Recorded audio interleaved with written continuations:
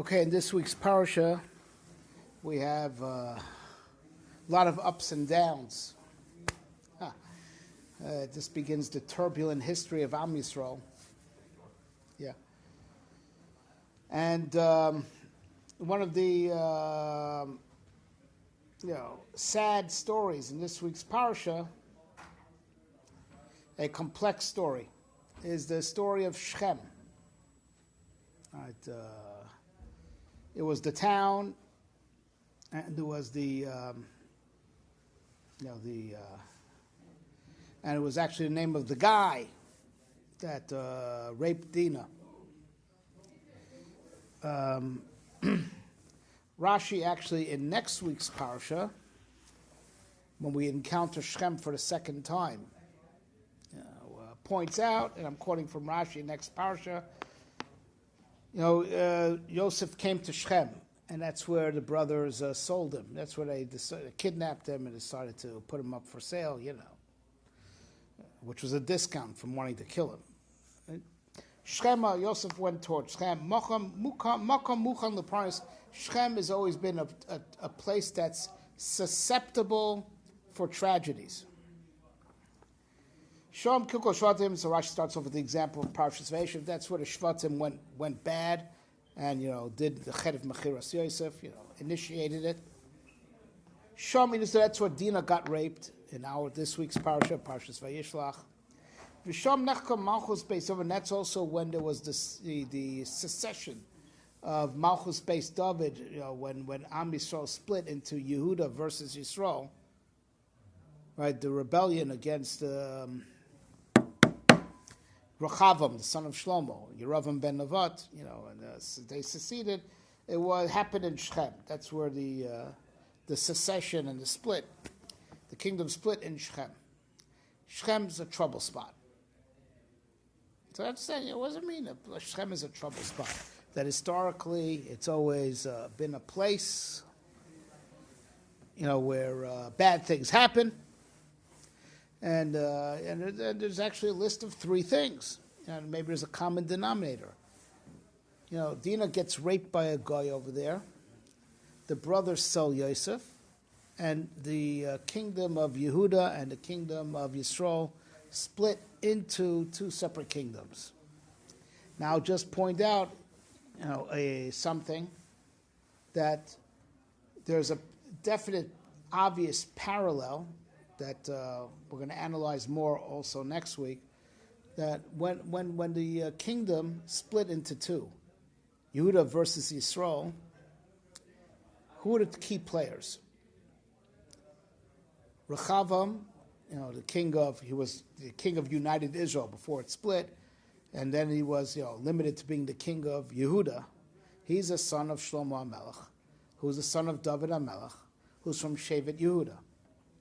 Who was the rival king that broke off and started his own kingdom? Yeravam ben Nevat. He was from Shevet Yosef. So it's Yehuda and Yosef all over again. Because Yehuda was the one, in next week's parasha, that tells the brothers, all right, we don't have to kill him. It's enough to sell him. And Chet Mechiras Yosef, one of the main players was Yehuda, and that's why, immediately after the story of Mechiras Yosef, as Rashi brings down, the Yehuda leaves his brothers and goes marries Bat Shua, because they chucked him out because they got angry at him. You're the one who told us to sell Yosef, because seeing the type of language they called. So it's like the same players all over again. Yehuda, Yosef, and then their descendants, Rechavam and Yeravam, face off. Very interesting. So there's like a parallel that's a little bit more obvious between those 2 Puranias, but the odd man out that's not so where the parallel is less apparent is Dinah getting raped in Shechem. Right? He was a wicked king, right? Yeah, he was coming from the people that have no chelak in Olam Haba. He was a chote umachti. He started off as a big tzaddik and a big Talmud Chacham, but then he went off. What? He was a tzaddik. Yes, Shechem was a tzaddik, except wasn't politically wise. That was the Chazal, it's clear from the Navi. He made a big mistake. and which was caused the kingdom to split. Right? So, like, what's the one that needs the most explanation is actually the example from our Dinah got raped there. So, it's sort of like doesn't fit neatly into the other two, which are sort of parallel with each other, Yehuda versus Yosef, or their descendants versus each other. Right? So now there's a very interesting, verb that opens up the whole story of Dinah in this week's parsha. Vateitze Dinah basei asher Yaakov lios. Out went Dinah, vateitze. It opens up with the word vateitze, not vatelech. Vateitze. She went out. Out went Dinah, the daughter of Leah, that she born Leah, Dinah to Yaakov, to look at the daughters of the land. She wanted to check out who her new playmates are going to be, or the daughters of the land of Shechem. The verb is vateitze. She went out, not vatelech. Rashi clearly notes that, but he more deals with it in context of why she's called Dinah Bat Leah and not Bat Yaakov. It's Bat Leah Asher Yolda Yaakov. The daughter of Leah, and she bore Dinah for Yaakov. So Rashi is more going on Bas Leah. But listen to what Rashi says. Bas Leah v'lo Bas Yaakov. She's daughter of Leah, she's not daughter of Yaakov. Elal Shem Yitzias Nikras Baya, because she went out. Vateitze Dinah, because she went out. That's why she's more related to Leah. We put the emphasis on her yichus to Leah. Why? Shavhi Yatzion is Haisa. Leah was also in the habit of going out. Going out. Shene'emar Vateitze Leah Likroso. Right? As the pasuk says in last week's parsha, after the story of the Dudaim, the flowers, that Rachel did a barter. You take Yaakov tonight if you give me the Dudaim. All right, so as it were, Rachel rented out Yaakov to Leah in exchange for the Dudaim. So it says, Vateitze Leah Likra. Leah went out to greet him. It's going out. So also, just like mother, like daughter. Vateitze Leah, Vateitze Dinah. So there's a little bit of connotation, like there's a sort of act of lack of tznius, because kvoda basmelch penima, or a woman, kvoda of the basmelch is to be on the inside, right? So, but it's very interesting that what's key over here is the word vateitze, and that's why bas Leah teitze, right? And that's what I want to, shtel on. Just a few minutes to understand this. And then we can understand what Shechem is all about. All right. So it's brought down from Kisvei Ari. And it is a big inyanim, and we're going to speak about this more than once over the next few weeks. It's brought down from Kisvei Ha'ari that Shechem is Roshei Tevis, Shem, Kvod, Malchusa. That's amazing. This terrible place that's Muchal and Price is Roshei Tevis, Shechem, Shem, Kvod, Malchusa. It's amazing. I say it's a terrible place where bad things happen. You call it the name of God's glorious majesty. Like, what's Pshat? Right? All right, so before we go back to understand this Ari, is this the first time we found Shechem in the Torah?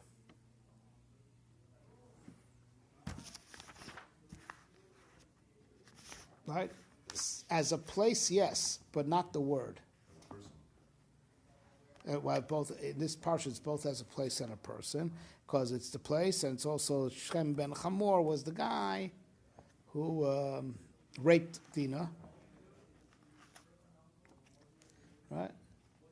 But we found the word, to the best of my memory, we found the word, in one place earlier in the Torah. The pasuk says Noach got drunk, Right? Parshas Noach. Right? And Cham, did terrible things to Noach when he was drunk. Right? Different sheetas what he did, but the Torah makes very clear that he, denigrated Noach when Noach was then in that disgraced state. Then came Shem and Yefes. Vayekhu Shem v'Yefes es hasimla vayasimu al Shechem shnehem. They put it on their joint shoulder. Vayelchu achoronis, and they went backwards, so as not to look at Noach naked, and they vayechaser vasavim, and then they covered Noach's nakedness. Shechem means shoulder? Yeah, I do believe. Right. They put it on their joint shoulder. Right. And then, and of course that was considered to be tremendous shevach to Shem and Yefes, that when Noach, wakes up, right, he curses Canaan, and he says, Baruch Hashem, okay, blessed be our God, okay, Shem, Yikan Avalon, Canaan should be a seven to him, Yaftel Kim Li Yefes, may God give beauty to Yefes, right,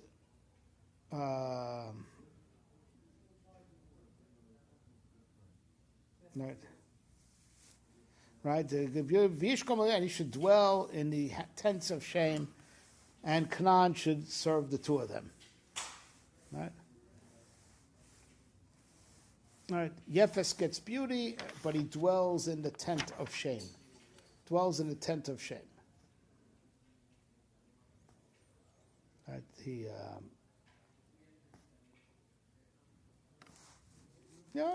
So. Right. Shem has the tent. Yefes has the beauty, but he dwells in the tent of Shem. Think about it. Now, as we break down the terms, Shem versus Kavod and Malchus, right? We're going to see something very interesting. It's Pnimius versus Chitzonius. Shem, a name. Now, what does a name represent? A real name. A name that something has like its biblical name. Right? The pasuk says in Parshas Bereshis that Kadosh Baruch Hu passed all the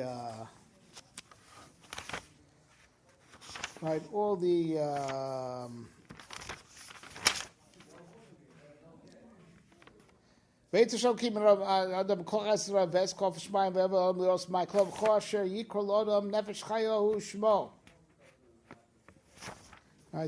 God formed from the earth all the different animals, all the creatures, and he passed them before the Adam. Whatever Adam called them, that's their name forever. That's pshat. So the Medrash says on that pasuk, that the Malachim asked God, this Adam guy that you're so taken with, you're so enamored with, what's so hotsy-totsy about him? So Akadosh Baruch Hu threw down a challenge and said, listen, guys, see that animal over there with the long neck, orange thing with the long neck? What do you call it? They didn't know. I asked Adam, what do you call it? Giraffe. Or whatever the biblical word would be. Same thing, that thing with the horns, what do you call it? The Malachim didn't know. Adam, what do you call that thing? Shore. Ox. All right. The Adam Rishon knew what to call everything. The Malachim didn't know what to call them. Like, what's the matter? Just make up a name. Obviously, the name of something, its name in Lashon HaKodesh anyway, right, reflects its inner essence. That's what HaKadosh Hu said about Adam, Chachmasom Ruben Shechem. He told the angels, he is wiser than you guys. He has more penetrating chachma than you, because he could figure out the appropriate name for everything. Because as the Sfarim explained, its name in Lashon HaKodesh, those oisius represent the divine lights that give this thing its existence, that these divine lights in that order, the divine light that's connected Shin, and the divine light that's connected Vav, and the divine light's connected to Resh. If you set up those divine lights in that order, it gets a shore. That the name is reflective of its real name is reflective of the divine energies that make it exist the way it exists with all its characteristics, which means it's pneumius. The divine energies is the pneumius. The way it appears to the eye is its chitzonius. So you'll call it the fuzzy thing with the horns, right? The big fuzzy thing with the horns, but that's the chitzonius. The name is the pneumius because the name is reflective of the divine lights, the iris, right? And the divine sparks, and which reflects its real purpose in the world, its destiny. That's what's all in the shame. If it's the real name, if it's the real biblical name, right? Covet. What's glory? Covet is from the outside. Barovam hadrasmach. The more, the merrier. The more, there's more glory. Right? It's something that comes from the outside. People are machabed you, and the more people, the more covet you have, the more followers. It's something from the outside. Right? People are machabed you, something that goes. Shame is from the inside; it reflects the inner essence. Covet you get from the outside. The people around you, outside of you, are machabed you. Malchus also is chitzonius. Ein melech below am. There's no king without a kingdom, without a nation. In those days, a guy lives alone on a desert island. All by, I'm a king. King over what? Over who? Where's your nation? So it means Malchus also is external, similar to the way of covet.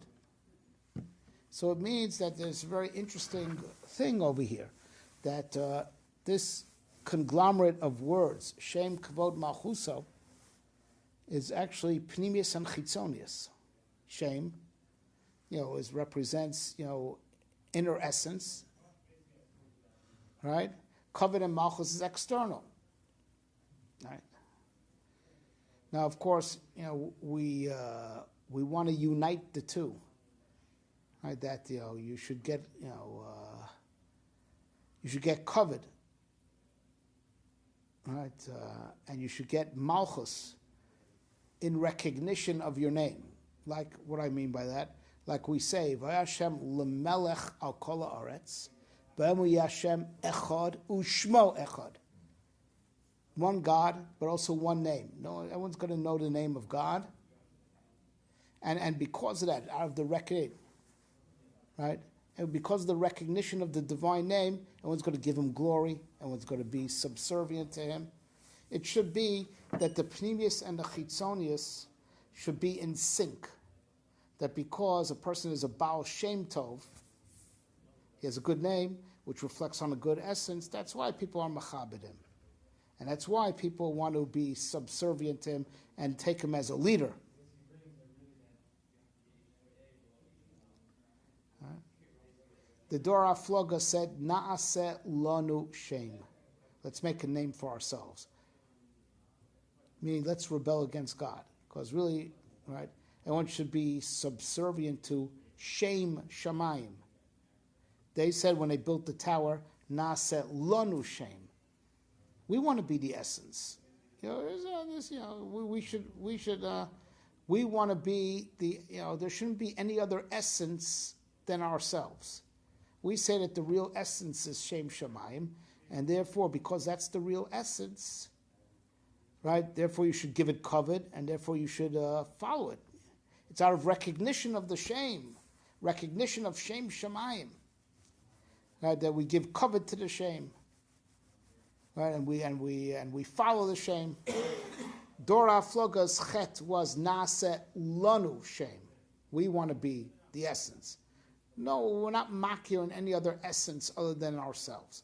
We're makir at the essence is Shem Shamayim, and that's why we worship him, because he's the one real thing. So he makir Shem Shamayim. L'chvod shimcha yikar yitenu. And to the glory of your name, everyone will give, honor. Right? we give glory, covet to the Shem, and the Shem is the Malchus is, l'shem shamayim, that your makad is the essence. The chitzonius has to be subservient to the pneumius. Everything on the outside, the the covet, should be geared towards inwards, towards the real internal truth, the real essence, the real inner essence of reality. Right? But sometimes there's the tension, between chitzonius and pneumius, that the chitzonius wants to be independent. That's what Dora Afloga said. Nase lanu shem. We want to be the essence, not God. And that was their rebellion against God. Right, Cain says, so where's I have what am I, my brother's keeper? And the answer is yes, right? Because Hevel, without getting into all the reasons, right, was the pneumius and Cain is the chitzonius. And yes, the chitzonius is supposed to guard the pneumius, serve the pneumius, like the peel that's on the outside is the shomer of the pri. And yes, you are the shomer of your brother. He was rebelling against that. Because Hevel was on a higher madriga than Cain, and Cain is supposed to be his keeper. But it's like the peel rebelling against the fruit. Right? The external rebelling against the inner. And there's this tension, that you don't want to be subservient. Right? And that's, the correct model is that there's a pneumius and there's a chitzonius, and the chitzonius works for the pneumius. Is a shomer and an adornment. Those the two functions of a chitzonius is to be a shomer. The shomer has to be on the outside. The thing that's being nishmar is on the inside. A shomer on the one hand, and an adornment, a yofi, and a beautification. You say the beauty is on the outside. You wear your jewelry on the outside, not under your clothes. You do your makeup, your jewelry, you wear on the outside, not on the inside. And that's the function of what the chitzonius has to serve the pneumius.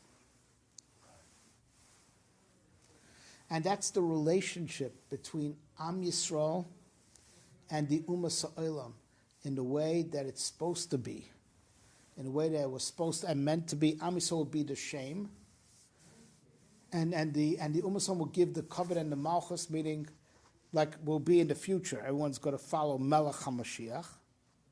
Everyone will do everything l'shem shamayim. Right?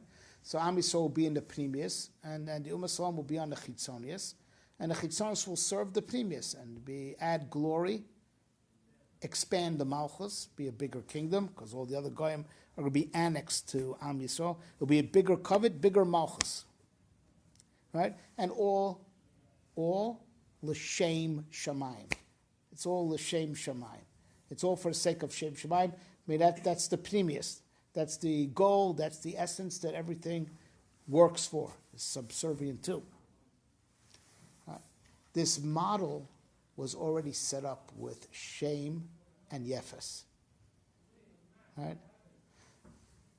Noach says, Baruch Hashem Elokei Shem. He wakes up, he gets sober, blessed be the God, Lord of Shem. He already saw Shem is going to be the holy nation. Right? Am Yisrael comes from Shem. They're going to be the holy nation. Right? And that's why they're in the tent. They're the pneumius. They're the holy nation. They're the pneumius. They're the kedusha. They're the Shem Shamayim. And his name was Shem. His name was Mamash Keneged that. His name was Shem. And he's Keneged Shem Shamayim. Keneged the Shem. Keneged the pneumius. And that's why he's in the tent. He's the tent. He's the inner space. Yaftel Kim Liyefes, he got beauty. And he's Vayishlach Shem, but the tent is Shem's. He will dwell with Shem in the tent, but the tent is Shem. He serves Shem. Go with the roles of Hevel and Cain Hevel? Sort of, yes. Right? And that's Pius and Chitzonius. Right? And that was supposed to be the arrangement that, Yaf Yusach Yishkol Hashem, that's why the Torah could also be written in Greek. The halacha is that Rav Shimon Gamliel holds, you could write Sfarim in Greek, not just Hebrew. Because Yaftel Kim Yaf Yishkol Hashem, because the beauty, it was annexed. It's the beauty, how the beauty is annexed onto the object that it beautifies. Beauty is external. Beauty is, external. It's how it looks, right? It's image, right? But it's annexed on, and that was supposed to be the model, right? And it's all built on V'yasimu al Shechem Shnehem. The shin of Shechem is Shem. The covenant of Malchus is Yefes, and they were working together. Shechem, one shoulder between the two of them. Shem being the inner side of the shoulder, right? And Yefes the outer side. And Noach says that's going to be the model. That was supposed to be the model. Shem on the inside, Yefes on the outside. Shem is who's godly, who's divine. Baruch Hashem Elokei Shem. Shem Shamayim is on Shem, literally. Shem is connected. Shem Shamayim. Baruch Hashem Elokei Shem. Right? V'ikran Eved Lomo and Yaftel Kim Yes Vishkom Bole Shem. Right? As it were, Shem was the inner part of the shoulder, part of the shoulder that touches the skull, right? And Yefes was connected to the outer part of the shoulder. Shechem Shnehem. Right? And that's the inyan of this place in the world called Shechem. That even Bizman Hazeh is a Mokam Muchan Lepronius. That's where the Kasbah is. We're all Shechem. Piguim. Right? Hashem. You know what that inyan is? You know what Shechem represents? Shechem represents, if a person would be spiritually sensitive, Shechem is where Pnimius meets Chitzonius. And so it's so apropos that it's called in political terms, Kav HaTefer. You hear in the Israeli news, Kav HaTefer, the seam, the place where it's sewed up, the seam. And it's so apropos, because it is the seam between Pnimius and Chitzonius. Shechem is that place where Pnimius meets Chitzonius, where it could be the place of where it gets sewn up and unified, or the place, easiest place to rip a garment is at the seam. Right? It's at the seam that you could rip things apart. Seam is where it gets joined or ripped apart, one or the other. And until that day, when it gets permanently sewed up, it's going to be the place where Muchan Lepronis, things most easily rip up. Right? So I don't want to get into it this week. I want to save it more for next week and the week after. What is Yehuda versus Yosef? And I will show you that Yehuda versus Yosef is Pnimius versus Chitzonius. Which one being which? Yosef being Chitzonius? Yosef being Chitzonius, absolutely. And I'll show you. Was in the base of Melech, Paro and everything. Yeah, absolutely. He's the one who goes to Golis. But also, why did Yeravim, I'll give you one drop hint. Involved with the world and everything also. Involved in it, absolutely. Exactly, you chopped it. But regarding the civil war, right? It was bad enough that there was a civil war, but why did it splinter to two different religions? That Yeravim set up golden calves that people shouldn't serve HaKadosh Baruch Hu. Because he didn't want people going to the Beis HaMikdash. Why? Because Gamrina and En Yeshiva Bazar Machi Beis Davar, there's a halacha. Only malachim from Beis Davar are allowed to sit in the Azar. The rest of people have to stand, right? So you would go Aliyah Larego, all the Jews are going to go up 3 times a year, see Rechavam sitting and me standing, because I'm not from Beis David. No way. No more Beis HaMikdash. Set up roadblocks to bank Aliyah Larego and created an alternate religion. Because he'll be sitting and I'll be standing. He's sitting because that's his place. The Beis HaMikdash is Hamokom Asher Yivchar Hashem L'Shakein Shmo Shom. It's where the name of God dwells. It's the house. It's the inner space where the name of God dwells. Throughout Tanakh, it's called Mokom Asher Yishakein Shmo Shom, where God's name dwells. Even already after Mantar B'chol Makom Asher Azkir Es Shmi, the place where my name is mentioned, says Rashi in the Beis HaMikdash, because there they say the name Yud Kei Vav Kei, Avo Elecho Brachti, that's right, come here, bless you, that's referring to Beis HaMikdash. But it is called where Shem Shamayim is. And who could sit there as if it's his own house? The kings of Belchei Beis David.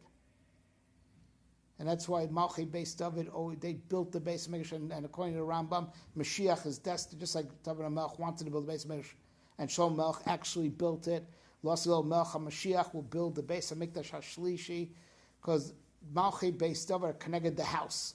They're connected the Shem. They're connected the Pnimius. Yosef's connected to Chitzonius. He didn't want to come. We're going to come to the house of God where Shame Shemayim, where the divine name Mamish rests and is revealed, and they'll see him sitting and me standing, because that's his place. And we'll get into many reasons why that is, that Yehuda and then Malchus Beis David is Pnimius, and Yosef, Mashiach ben Yosef, is Chitzonius. I think it'd be honest if Leah was the one that was Yatsasa. But it was a sin. That's it. But that's the point. Leah going out was a sin. Right? It was a sin in general because of a violation of tznius, right? Tznius, right, in a certain way, was a priestess. But I guess the fact that it was Leah makes it even worse, right? Because she's the mother of Yehuda, right? Should have stayed in. I think that was Rachel's job. Yeah. Not Rachel, but it's the children of Rachel are the ones who go out, at least Yosef, right? But so that's Leah repeating the error. She's supposed to stay in. But it is amazing. That's Vatetse Dina. Vatetse. She went out. So the fact that they attributed this lack of tznius to Leah, right? But it's all going to, you don't say Lalechet b'Shechem. You don't say that. That's not the proper word. Take a stroll in Shechem. You're Yotze to Shechem. Because Shechem is the portal between Pnimius and Sos. So you go out to Shechem. Even though the tent is based in Shechem. Shechem is not a place where you take a stroll. Shechem is called to go out. It's where Pnimius meets Chitzonius. And it could be, and when it's the right thing, all right, so that's shleimus, right? But before the tikkun is complete, it is the seam, and the place to rip easiest is the seam. And that's why it's mokum muchan leporanius. It's the seam, it's the cosmic seam that can easily unravel. And that's it. A Jewish girl, Jews, we said, Jews who are b'nei Shem, we're the pnimius. Shechem is chitzonius. She got raped. She went out and she got raped. Meaning that, the people from the outside broke in and then captured a Jewish girl. It's like, she was captured, The pnimius was taken hostage to the chitzonius. Locked up in Beis Shechem until she was liberated. Locked up. The pnimius was taken captive by the chitzonius. They're supposed to stay on the outside. We're supposed to be on the inside. They broke in and raped Dinah. Broke into the inner space and took a girl from the inner space.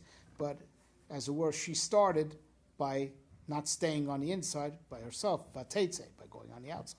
In relation to why Shimon and Levi did the whole... Oh no, but that's very good. Shimon and Levi, at least the Levi part, right? Because Levi, right, is the progenitor, right, the ancestor of the Kohanim, right, who serve in the Beis HaMikdash. But it's more than that. That's what happened so many years ago. The partnership between Shem and Yefes didn't work out. Yefes didn't stay on the outside. Because who are the descendants of Yefes? The Yevonim. And the Beis HaMikdash, we said, represents inner space. It's called the Makom of Shem Shemayim. Who broke into the Beis HaMikdash? The Yevonim. They broke in and they defiled to prove this is our turf also. They didn't torch it. They didn't want to torch it. They wanted to defile it, to prove, this belongs to us also. We reach here also. None of this like, you guys are on the inside, we're on the outside. No way. No way. The inner space belongs to us all. That's why breaching the Beis HaMikdash, defiling the oil, right, which represents Chochmas HaTorah, which is Pnimius, as opposed to secular science, which we find in the Rishonim, in the Chazal, it's called Chochmos Chitzonios, external wisdom. Secular knowledge, which the Greeks were very good at, called Chochmos Chitzonios, as opposed to Torah, which is Pnimius. And that's what the oil of the menorah represents. The Chazal say the people of Tekoa are very wise because they have a lot of olive oil, because a lot of olive groves. Shemen represents Chachma. V'timu kol hashmanim, they defiled the oils to show that the Chachma of Yisrael is not any better than their Chachma. It was the Chitzonius rebelling against the Pnimius, trying to conquer the Pnimius, and they broke 13 breaches in the Sorag, in the fence around the Beis HaMikdash, and connected that, and it's called breaches. They broke in. It was break-in entry. They were trespassing on inner space. They broke in. And when Chashram rebuilt those walls, they were matakin, you have to bow whenever you face one of those places where there used to be a breach. What does bowing represent? The line doubles over on itself. You can't continue. You can't break in there. You can't go straight. You bow means you double over on yourself. The chitzonius cannot invade the pneumius. If the chitzonius tries to invade the pneumius, it doubles over on itself. It bows. Right? All right, without getting, we'll talk about it more as we come to Hanukkah. Right, come to Hanukkah. All right, so this is why we read these parshas right before Hanukkah, and that's the parsha of Mechiras Yosef's mamish during Hanukkah, right? Because part of the theme of Hanukkah is that the Yevonim blurred the pneumius and the chitzonius by breaking in. Right? But of course, you know what caused that? Because 60 years earlier or so, the Torah went out. Because the 60 years or earlier was the story of Talmi HaMelech, who forced the rabbis to translate the Torah into Greek. So 60 years earlier, the Torah went from Pnim to Chutz. It got exposed to the public by being put into Greek. And because of that, 60 years later, the Greeks could break in. The Torah went out to the Greeks. Why is it mutter? Right. So it's be mutter for us, but not mutter for us to share with them. They did it to steal the Torah. They did it with the wrong intention. Wrong intentions. So that's why Chazal changed certain things, because they did it to have the Torah for themselves. So that's why Chazal changed. They changed 13 things. Right? Gematria Echad, that's changed 13 things. Gematria Echad is what I explained. Right? They broke out and had to change 13 things because the Torah was being ripped off. So they had to at least change 13 things to minimize the damage. And connected that, 60 years later, the Yevonim broke in 13 places. Right? And then so it was Levi, the Kohanim, the Chashmonaim, that drove them out. Mamash parallel to how Levi is one of the people who liberated Dinah. Levi found his tikkun. Shimon never found his tikkun. Because even though Shimon started, with liberating Dinah, but he didn't finish because he was guilty of the same thing later on in life.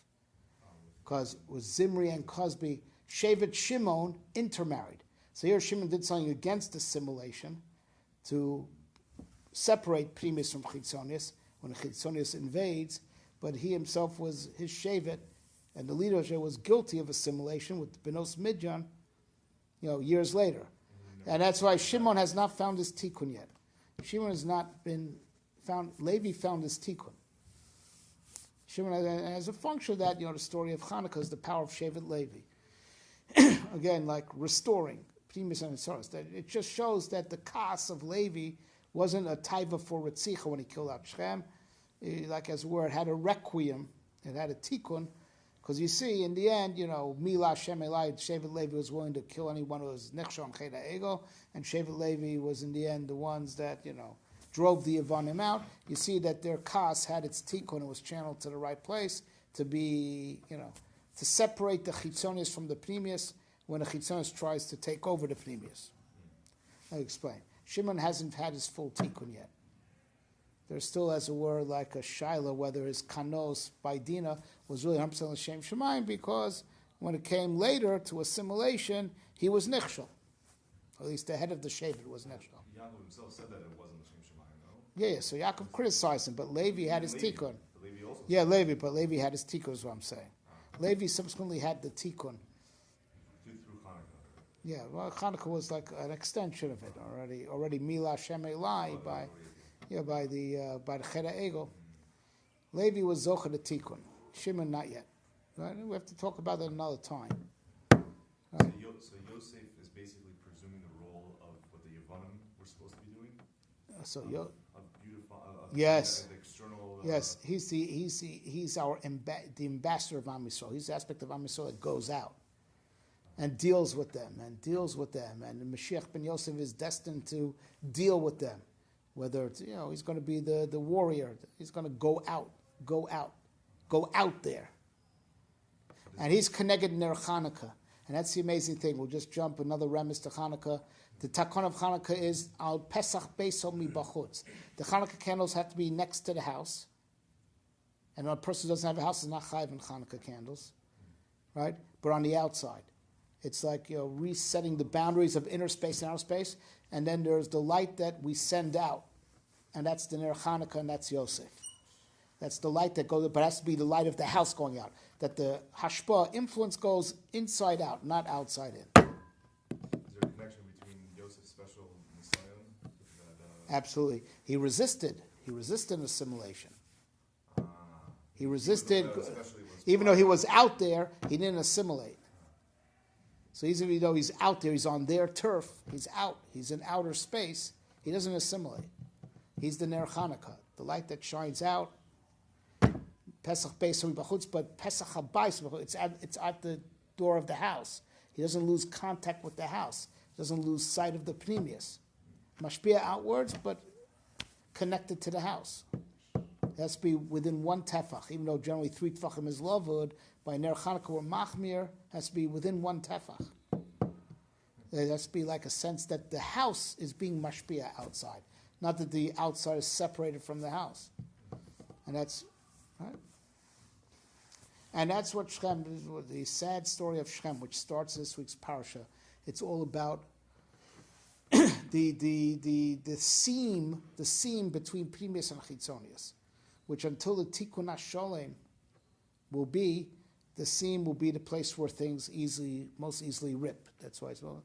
But Lasilovo, when it will be tightened up and sewed up firmly, it will be the greatest glorification, cause everything will be merged, the Pnimius and the Chitzonius, and the Chitzonius will be in service of the Pnimius. Everyone will know their proper place and their proper role. You won't have the friction between the Pnimius and the Chitzonius. You have the Chitzonius just firmly serving the Pnimius. And this will end up with what the Pasuk says. After everything we said, it's so beautiful. The Lashon of the Pasuk. Oz efaches kamim safa brura. And then I'm going to cause all the nations to turn to be a clear language. Maybe everyone's going to speak one language again, which is a tikkun for Migdal Bava. It's when God mixed up the languages, because they said Na'aseh lanu Shem. But connected that, opposite of that, Safa Brura was going to speak the same language where they will understand each other. And what are they going to say? Likra kulam b'shem Hashem. Everyone call out the Shem Hashem. He's the Shem. Ula avdo Shechem echad. And to serve him in unison, serving one shoulder. That's the tikkun of Shechem. That's the tikkun of Shechem is going to be a tikkun for Migdal Bavel, and for what happened between how Yefes and Shem didn't work out by Hanukkah, and how Dino and everything that happened between the brothers. The tikkun of all the historical errors of how things didn't work out, which is all beside the Chitzonius rebelling against the Pnimius, is Az Ekrakam Kulam Safa Brura Likro Kulam B'Shem Hashem, understanding that the real Shem is Shem Hashem. Ula Avdo Shechem Echad, and that's when the Shechem will be in perfect unity, right? Serving him one Shechem. B'Mhera B'Yameinu Amen.